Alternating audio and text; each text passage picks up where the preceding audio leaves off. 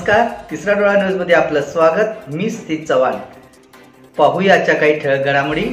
सांगलीतील अयोध्या नगरी येथे शनिवार दिनांक 18 जानेवारीपासून ह.ब.प. समाधान महाराज हे मराठीतून रामकथेचे वाचन करणार आहे। आज शुक्रवारी सायंकाळी समाधान महाराज यांचे सांगलीत आगमन झाले। यावेळी मनोहर काकाजी सारडा यांच्या निवासस्थानी सारडा कुटुंबियांनी समाधान महाराज यांचे फटाक्यांची आतषबाजी व फुलांची उधळण करीत जल्लोषी स्वागत केले। यावेळी सोहळा समितीचे सदस्य सारडा कुटुंबीय उपस्थित होते।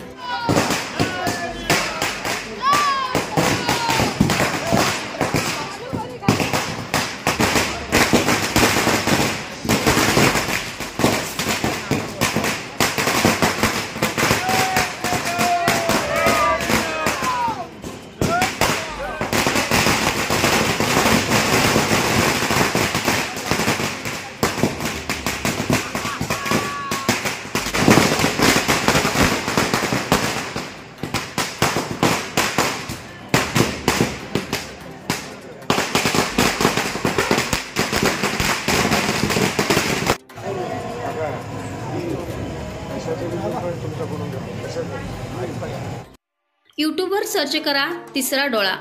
तिसरा डोळा चॅनलला सबस्क्राइब करा।